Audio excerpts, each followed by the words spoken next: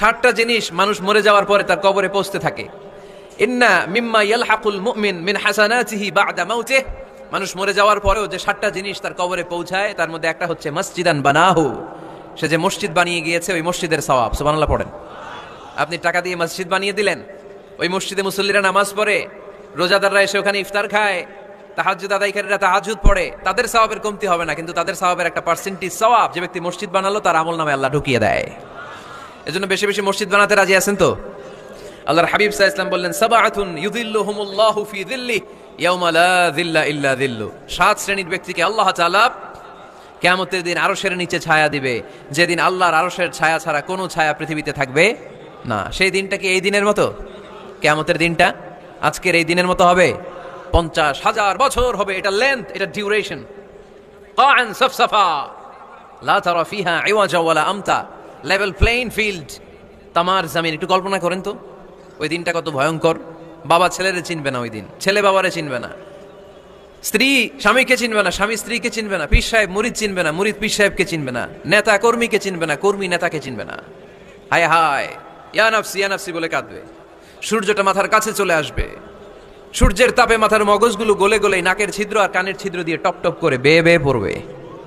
তৃষ্ণায় মানুষগুলো পাগল পাড়া, জিহ্বাটা বের হয়ে নাভি পর্যন্ত ঝুলতে থাকবে। সেদিন সবাই পাগলের মতো ছুটতে থাকবে, কোনো ছায়া নাই আল্লাহর আরশের ছায়া ছাড়া। আল্লাহর হাবিব বললেন, 7 শ্রেণীর ব্যক্তিকে আল্লাহ তাআলা আরশের নিচে ছায়া দিবেন। এর মধ্যে 1 শ্রেণীর ব্যক্তি রাজুলুন কলবুহু মুআল্লাকুন বিল মাসাজিদ, ওই ব্যক্তি যার হৃদয়টা সবসময় আল্লাহর মসজিদের সাথে লেগে থাকে। মসজিদের সাথে যার হৃদয় লেগে থাকে তাকে আরশের নিচে ছায়া দিবে কে? এজন্য মসজিদের সাথে যেন আমাদের হৃদয়গুলো লেগে থাকে। অনেকেই দেখবেন এত ভালো নামাজে, জোহর পরে টেনশন করে আসরটা কই পড়বো, আসর পরে চিন্তা করে মাগরিবের সময় আমি কোথায় থাকবো, মাগরিবের সময় টেনশন, ইস এশাটা হয়ে গেলেই তো শেষ। এরকম লোক আছে না নাই? এদেরকে সেই কঠিন ভয়াবহ দিনে আরশের নিচে ছায়া দিবে কে? তারপরে মসজিদ আমাদের 4 নম্বর পদ্ধতি, মসজিদকে পরিচ্ছন্ন রাখা, মসজিদকে ঝাড়ু দেয়া। মসজিদকে যারা পরিষ্কার করে তাদের হৃদয়ের যন্ত্রণা দূর করে দেয় কে? সাইয়েদনা ইব্রাহিম আলাইহিস সালাম এবং ইসমাঈল আলাইহিস সালামকে আল্লাহ তাআলা আদেশ করেছেন, তাহিরা বাইতিয়া লিত-তাইফিনা ওয়াল আকিফিনা ওয়ার রুকআইস সুজুদ। হে ইব্রাহিম ইসমাঈল, বাপ বেটা দুইজন মিলে মসজিদ ঝাড়ু দাও। কি ঝাড়ু দাও? মসজিদেরি ঝাড়ু বড়দার, ও কামারে হাত শোনো আমারে মুনাজাত। পড়েন, শোনো শোনো ইয়া এলাহি আমারে মুনাজাত, শোনো আমারে মুনাজাত। পড়েন আমিন। মসজিদ ঝাড়ু দেওয়া মসজিদ আমাদের অন্তর্ভুক্ত। আপনারা কেউ কোনোদিন মসজিদ ঝাড়ু দিয়েছেন নাকি? কে কে দিয়েছেন দেখি? সবাই মসজিদের খাদেম? মাশাআল্লাহ, আমিও দিছি মসজিদ ঝাড়ু, অনেক দিছি।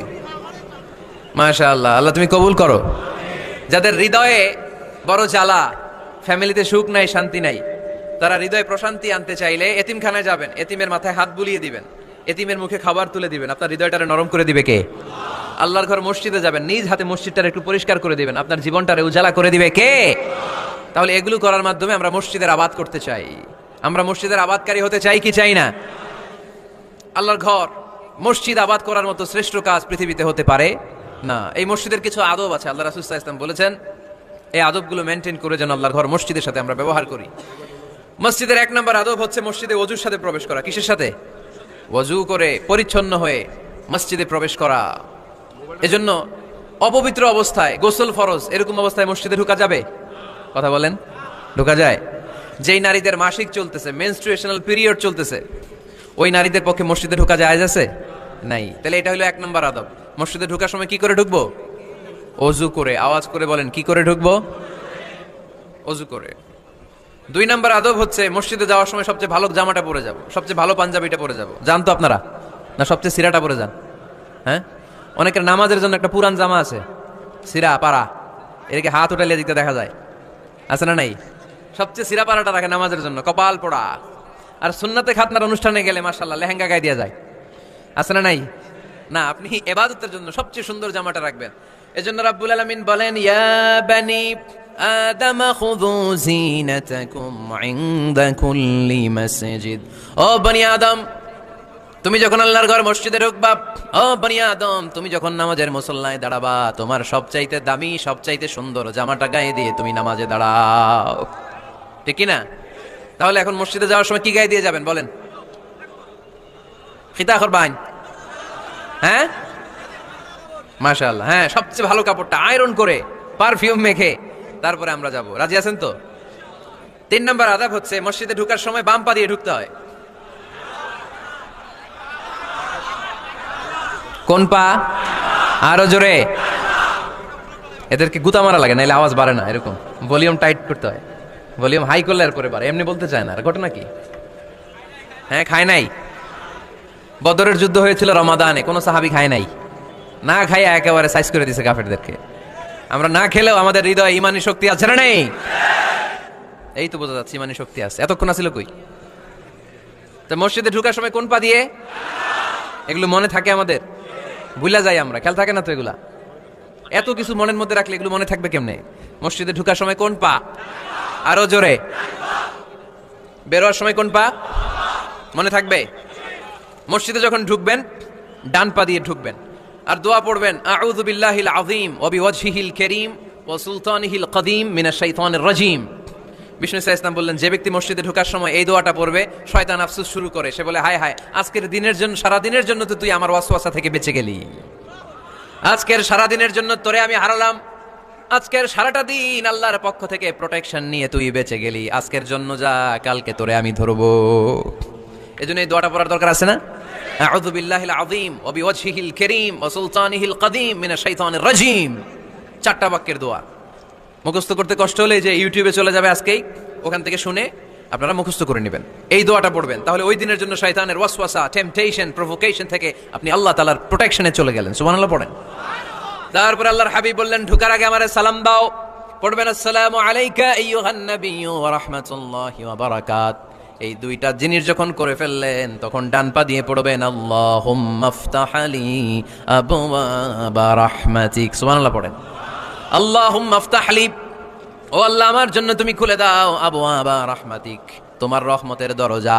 তার মানে মসজিদে ঢুকলে রহমত পাওয়া যায় কি যায় না? মসজিদে ঢুকলে পাওয়া যায় রহমত। মসজিদের বাইরে রহমতের কথা আল্লাহ বলে নাই, মসজিদের ভিতরে রহমত। কোথায় রহমত? কোথায়? মসজিদের ভিতরে রহমত আছে না? তার প্রমাণ, মসজিদে ঢুকলেই শান্তি লাগে কেমন জানি, আর ঘুমে ধরে। মসজিদে ঘুমাইছেন কারা কারা দেখি? সবাই ঘুমাইছেন? আরে আমি কত ঘুমাইছি। জুমার নামাজের সময় যে কি ঘুম আসে, আসে আসে, কমন পড়ছে, একেবারে কমন পড়ে গেছে। ঘুম আসে কারণ রহমতের ঝিরি ঝিরি বাড়ি ধারা আল্লাহ তাআলা আরশের উপর থেকে নাজিল করতে থাকেন, আর এই রহমতের কারণে হৃদয়টা প্রশান্ত হয়ে যায়, অনেকের ঘুমও চলে আসে। ঠিক কি না? এজন্য আল্লাহুম্মা আফতাহ লি আবওয়াবা রাহমাতিক, ও আল্লাহ তোমার রহমতের দরজাগুলো আমার জন্য খুলে দাও। এই দোয়া পড়লে রহমতের দরজা খুলে দেয় কে? আবার মসজিদ থেকে যখন বের হবেন তখন কোন পা দিয়ে? জোরে বলেন। বাম পা দিয়ে কি পড়বেন? আল্লাহুম্মা ইন্নী আসআলুকা মিন ফাদলিক, ও আল্লাহ তোমার কাছে আমি তোমার পক্ষ থেকে ফদল চাই, মানে রিজিক চাই। রিজিক দেওয়ার মালিক কে? তার মানে খুব সোজা সাপটা কথা হচ্ছে, মসজিদের ভিতরে পাওয়া যায় রহমত, আর বাইরে পাওয়া যায় ফদল বা রিজিক। বাইরে পাওয়া যায় কি? রিজিক। মসজিদের ভিতরে রিজিক আছে, তার মানে সারাদিন মসজিদে বসে থাকলে রিজিক মিলবে। নামাজের সময় নামাজ পড়তে হবে, কাজের সময় কাজ করতে হবে, এটাই হচ্ছে ইসলামের বিধান। নামাজের সময় নামাজ, কাজের সময়, আমি প্রশ্ন করবো আওয়াজ করে উত্তর দেন, নামাজের সময়, কাজের সময়, নামাজের সময়, কাজের সময়, এটা মনে থাকবে। এজন্য আল্লাহ বলেন, ফাইদা কুদিয়াতিস সালাতু ফান্তাশিরু ফিল আরদি ওয়াবতাগু মিন ফাদলিল্লাহ, যখন তোমাদের সালাত শেষ হয়ে যায় আল্লাহর রিজিক অন্বেষণের জন্য আল্লাহর জমিনে তোমরা ছড়িয়ে যাও। নামাজের সময় আসবেন, নামাজ শেষ বের হয়ে যান। ফান্তাশিরু ফিল আরদ, জমিনে ছড়িয়ে পড়ো। নামাজ শেষ চেয়ারম্যান সাহেব চলে যাবে ইউনিয়ন পরিষদের ভেতরে, ছাত্ররা চলে যাবে হাই স্কুলে, মেম্বার অফ দ্য পার্লামেন্ট চলে যাবে সংসদে, সেনাবাহিনীর লোকেরা চলে যাবে ক্যান্টনমেন্টে, ব্যবসায়ীরা চলে যাবে তাদের বাজারে, সিএনজি ওয়ালারা সিএনজি নিয়ে ব্যবসা শুরু করবে, রাস্তায় নেমে যাবে, চিল্লায় বলেন ঠিক কিনা? এটাই ইসলামের বিধান। নামাজের সময় নামাজ, কাজের সময়। আচ্ছা, তাহলে প্রথম সুন্নাত পেলাম, পবিত্র হয়ে ঢুকবো, ভালো জামা পরে ঢুকবো 2 নাম্বার। 3 নাম্বার, ঢুকার সময় কোন পা? বের হওয়ার সময়। 4 নাম্বার, মসজিদে ঢুকে 2 রাকাত। মসজিদে ঢুকে কয় রাকাত পড়েন আপনারা? তাহিয়াতুল মসজিদ, মসজিদে আপনি ওয়েলকাম জানাবেন, ঢুকেই 2 রাকাত পড়বেন, ওযু করলেই 2 রাকাত। আল্লাহর হাবিব সাল্লাল্লাহু আলাইহি ওয়াসাল্লাম মসজিদে নববীতে জুমার খুতবা দিচ্ছেন। খুতবা চলাকালীন সময়ে এক সাহাবী এসে মসজিদের মধ্যে বসে পড়লেন। আল্লাহর হাবিব সাল্লাল্লাহু আলাইহি ওয়াসাল্লাম সাহাবীরে বললেন দাঁড়াও। সাহাবী দাঁড়ালেন। আল্লাহর নবী জিজ্ঞেস করলেন কেন বসে বললা, 2 রাকাত পড়ছো নাকি? সাহাবী বলে পড়ি নাই। বিশ্বনবী বললেন তাহলে তাড়াতাড়ি 2 রাকাত নামাজ পড়ে বসে যাও। সুবহানাল্লাহ পড়েন। 2 রাকাত পড়ো নাই তো পড়ো, দাঁড়াও, তারপরে বসো। দেখেন খুতবা চলাকালীন সময়ে আমাদের খতিবরা কখনো খুতবা থামায়? কথা বুঝেন নাই? জুমার খুতবা আপনারা শোনেন না? খুতবা চলতেছে, ওই মুহূর্তে ইমাম সাহেবরা কখনো খুতবা থামায়? মাঝখানে কোনো ঝামেলা হলে থামায় না। প্রথম খুতবা শেষ, বসে, তারপরে দ্বিতীয় খুতবা। খুতবার মাঝখানে কোনো থামাথামি নাই। কিন্তু আল্লাহর হাবিব সাল্লাল্লাহু আলাইহি সাল্লাম কেমন খতিব ছিলেন দেখেন। আল্লাহর হাবিব সাল্লাল্লাহু আলাইহি সাল্লামের খুতবা দেওয়ার স্টাইল এন্ড অ্যাটিটিউড এবং আমাদের খুতবা দেওয়ার স্টাইল এন্ড অ্যাটিটিউড, আল্লাহ রাসূল সাল্লাল্লাহু আলাইহি সাল্লামেরটা কত প্রাণবন্ত ছিল। আল্লাহ রাসূল সাল্লাল্লাহু আলাইহি সাল্লাম সোসাইটি ওরিয়েন্টেড একজন পার্সোনালিটি ছিলেন, সমাজের মানুষ কেন্দ্রিক, খুব সামাজিক ছিলেন আল্লাহ রাসূল সাল্লাল্লাহু আলাইহি সাল্লাম। তিনি দেখলেন একজন বসে পড়ছে, উনি খুতবা থামায় দিলেন। জুমার খুতবা থামায় বললেন এই নামাজ পড়ছো না, পড়ো 2 রাকাত পড়ো। আবার খুতবা শুরু করলেন। সুবহানাল্লাহ পড়বেন না? একবার তিনি খুতবা দিচ্ছেন, দেখলেন আল্লাহ রাসূল সাল্লাল্লাহু আলাইহি ওয়াসাল্লামের 2 জন নাতি হাসান আর হুসাইন রাদিয়াল্লাহু তাআলা আনহুমা, ছোট্ট মানুষ, কাতারের ভিতরে ঢুকে কোনো সাহাবী টুপি টান দেয়, কারো পাগড়ি ধরে টান দেয়, একজন এদিকে দৌড় দেয়, আরেকজন ওদিকে দৌড় দেয়। মসজিদে একটা ডিস্টার্ব হচ্ছে। আল্লাহর হাবিব সাল্লাল্লাহু আলাইহি ওয়াসাল্লাম খুতবা থামিয়ে দিলেন, মিম্বার থেকে নেমে আসলেন, 2 নাতিকে 2 হাতে ধরলেন, ধরে আস্তে করে জান্নাতের এই 2 সর্দারকে নিয়ে মিম্বারের উপরে দাঁড়ালেন। এই হাতে এই নাতি, ওই হাতে আরেক নাতি। এরপর দাঁড়িয়ে দাঁড়িয়ে তিনি বাকি খুতবা দিলেন। পড়েন সুবহানাল্লাহ। কত প্রাণবন্ত খুতবা। উনিও খুতবা দিতেন, আমরাও খুতবা দেই। আল্লাহর হাবিব সাল্লাল্লাহু আলাইহি ওয়াসাল্লাম খুতবা দিচ্ছেন।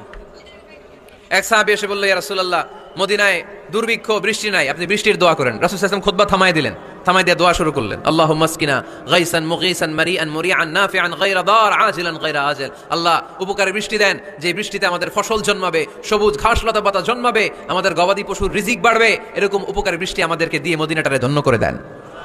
বৃষ্টি শুরু হলো। জুমাবার বৃষ্টি, শনি রবি সোম মঙ্গল বুধ বৃহস্পতি শুক্র, টানা 7 দিন বৃষ্টি। এবার বৃষ্টির চোটে মদিনায় বন্যা হয়ে গেছে। এতদিনে দুর্ভিক্ষ, এতদিনে কি? এখন বৃষ্টির বরকতে দোয়া করছে, বৃষ্টিতে এবার বন্যা। যেই সাহাবী বৃষ্টির জন্য দোয়া করতে বলেছিলেন, পরের জুমাবারের খুতবার সময় এসে ওই সাহাবী বলেন ইয়া রাসূলুল্লাহ, আবার খুতবার মাঝখানে ইয়া রাসূলুল্লাহ, আর বৃষ্টির দরকার নাই, আর দরকার নেই, এবার বৃষ্টি বন্ধের দোয়া করেন। আল্লাহর হাবিব সাল্লাল্লাহু আলাইহি ওয়াসাল্লাম খুতবা থামিয়ে আবার বন্ধের দোয়া, আল্লাহুম্মা হাওয়ালাইনা ওয়ালা আলাইনা, হে আল্লাহ আমাদের চারিদিকে দেন, মদিনাতে আর বৃষ্টির দরকার নাই। চিল্লায় পড়েন সুবহানাল্লাহ। এজন্য খতিব হবে এরকম প্রাণবন্ত খতিব। সমাজে কি চলে, কি ক্রাইসিস, কি সংকট, ইয়াংরা কোন সমস্যায় ভোগে, আমাদের রাজনৈতিক অঙ্গনে কি সমস্যা, আমাদের অর্থনৈতিক অঙ্গনে কি সমস্যা, আমাদের সামাজিক অঙ্গনে কি সমস্যা, আমাদের পরিবারগুলোর ভেতরে কি ঝামেলা, প্রত্যেকটা কথা মসজিদের মিম্বার থেকে আসার দরকার আছে না নাই? আল্লাহর হাবিব সাল্লাল্লাহু আলাইহি ওয়াসাল্লাম এভাবেই সমাজকে ঠিক করে দিতেন। 2 রাকাত মসজিদে ঢুকে আজকে থেকে আমরা পড়বো। মসজিদে ঢুকলেই কয় রাকাত মনে থাকবে না ভুলে যাবেন? তারপরে আল্লাহর হাবিব সাল্লাল্লাহু আলাইহি ওয়াসাল্লাম বলেছেন খবরদার কবরের